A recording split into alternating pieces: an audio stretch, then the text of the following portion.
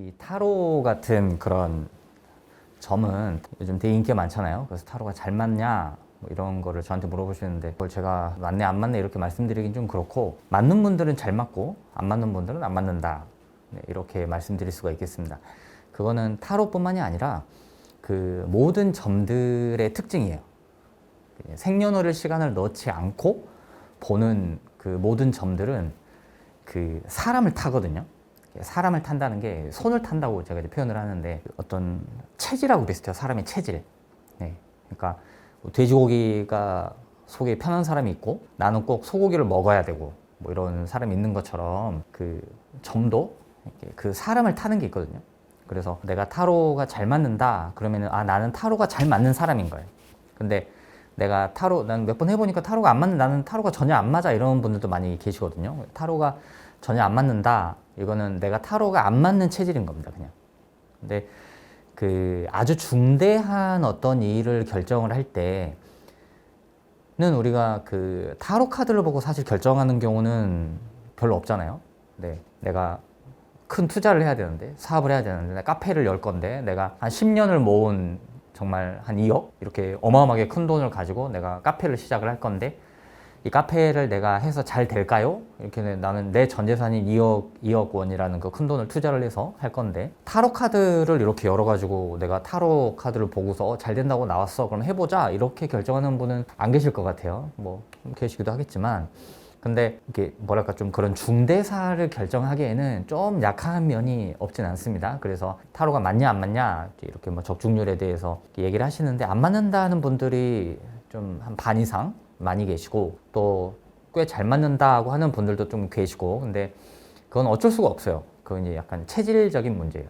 그 사람의 그런 취향을 탄다 그래야 되나? 그 사람의 어떤 특징을 탄다고 해야 되나? 이제 그런 거라서, 맞는 사람은 잘 맞고 또 안 맞는 사람은 안 맞습니다. 하지만 이렇게 말씀드렸듯이 어떤 대사, 큰 일을 결정할 때 타로 카드나 이런 걸 보고 하기는 좀 그렇고, 네, 진짜로 내가 어떤 큰 일을 앞두고 있어 결정한다, 네, 그렇게 하면은 이 생년월일 시간을 정확하게 넣어서 일관된, 네, 그런 결과, 과거를 빗대어서 맞춰보고 일관된 그런 거를 이제 보는 게 필요하겠죠. 또 타로 카드를 가장 많이, 이제 타로 카드를 우리가 볼 때, 저도 이제 타로를 여러 개를 타로 카드를 많이 가지고 있습니다만 많이들 갖고 계시잖아요. 그리고 요즘 이제 그 10대 분들이나 뭐 20대 한 초중반 이 정도 되는 분들만 만나 봬도 타로 카드와 관련된 그런 유튜브나 책으로 이제 공부를 한두 번 안 해보신 분이 많이 계시지만 어떻든 많이 알고 계시더라고요. 그래서 어지간한 그 타로 점은 다들 이렇게 기본적으로 보실 수 있는, 네, 그런 것이 있죠.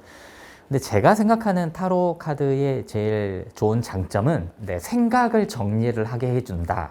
이게 제가 생각하는 타로 카드의 그 장점이자 어떤 묘미가 아닐까. 이게 아무래도 이렇게 이미지, 그림으로 돼 있으니까 이렇게 보다 보면 마음도 좀 안정이 되고, 네, 또 그 이제 그런 분들이 계세요. 타로 카드를 내가 뽑았는데 안 좋은 게 나왔어. 근데 나는 진짜 이게 너무 간절하고, 나는 반드시 이 일이 돼야 되고, 나는 그 사람하고 꼭 잘 돼야 되고, 이미 결혼을 했고, 근데 타로 카드를 보면은 꼭 사이가 안 좋아질 거라고 나오는데, 이제 사이도 좋은데 왜 자꾸 안 좋아질 거라고 나올까? 뭐 그런 이제 고민들을 이제 가끔 얘기하시잖아요. 타로 카드를 뽑았는데 안 좋게 나오는 거 어떻게 해야 됩니까?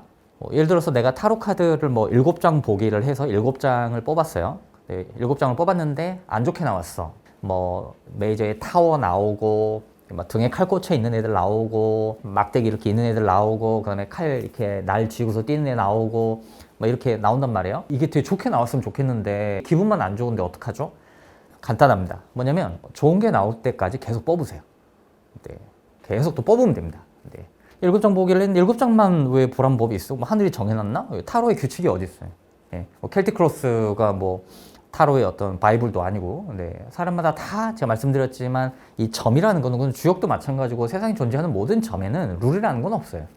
그거는 각자가 나한테 맞는 걸 그냥 하는 거예요. 그걸 가지고 그 심지어 어떤 그런 검증된 어떤 학계 학문들도 그거를 이렇게 대하는 학자마다 해석이 다르잖아요. 그렇죠? 심지어 검증된 과학도 그거를 이렇게 대하는 사람마다 해석이 달라요. 근데 하물며 타로 카드, 또 이렇게 말씀드리면 좀 그렇습니다만은 그냥 종이 쪼가리 불과하잖아요. 근데 이거를 가지고 뽑았는데 기분이 안 좋아. 그럼 그 종이 쪼가리에 불과한데, 네, 그 2만 원 정도 주고 산 그 종이에 불과하잖아요. 그냥 물에 젖으면 그냥 버리고 새로 사면 되고 그냥 유희거리에 불과한데 그걸 가지고 내가 열었는데 기분이 안 좋았어. 그럼 어떡하죠? 이거 고민하지 마시고 좋은 게 나올 때까지 뽑으세요. 좋은 게 나올 때까지 뽑아. 계속 뽑으면 됩니다. 좋은 게 나올 때까지 뽑다 보면 좋은 게 나올 수밖에 없어요. 왜냐면 좋은 것들이 있는 카드들이 있으니까.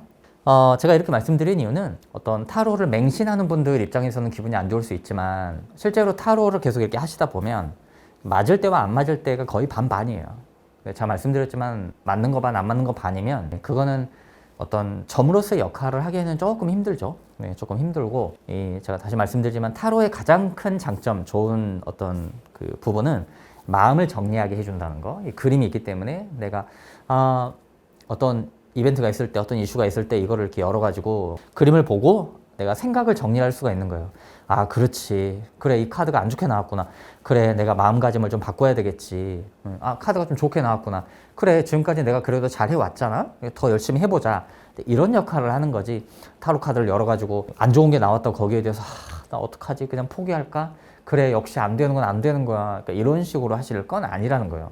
다시 한번 말씀드리지만 타로 카드를 펼쳤는데, 네, 이걸 몇 장 보기를 하든, 3장 보기를 하든, 뭐 5장 보기를 하든, 7장 보기를 하든, 뭐 켈틱 크로스를 하든, 뭐 더 이렇게 뭐 굉장히 많은 그 스프레드가 있잖아요. 근데 다 하셔도 안 좋게 나왔어. 그럼 어떻게 하시라고요? 좋은 게 나올 때까지 뽑으시면 돼요. 네. 그러니까 어차피 내 마음가짐이 중요하잖아요. 거기 안 좋게 나왔다고 해서 안 하실 거예요? 타로에 안 좋게 나왔다고 해서 이제 그만할 거예요? 그만하실 거예요? 아니잖아요. 할 거잖아. 그쵸? 할 거면 내가 어떻게 하면 좋은지를 알아야지. 그게 중요하잖아요. 그러면 이 카드가 나에게 답을 주는 건 아니지만 생각을 정리할 수 있게 해준다 그랬죠. 카드가 좋은 게 나올 때까지 뽑다 보면 아, 그래, 내가 놓친 부분이 이런 것이 있구나. 이런 걸 알 수가 있어요. 타로의 장점이죠. 네, 제가 생각하는 타로 카드로 점을 치는 최고의 장점은 방금 말씀드린 것처럼 마음과 생각을 정리하게 해준다는 거. 내가 놓친 부분을 잡아낼 수 있게 해준다는 거. 네. 그러니까 다시 말씀드리지만 좋은 게 나올 때까지 뽑으세요. 계속 뽑으면 좋은 게 나옵니다. 그러면 그렇게 해서 내 미래를 내가 만들어가면 되지. 그렇죠?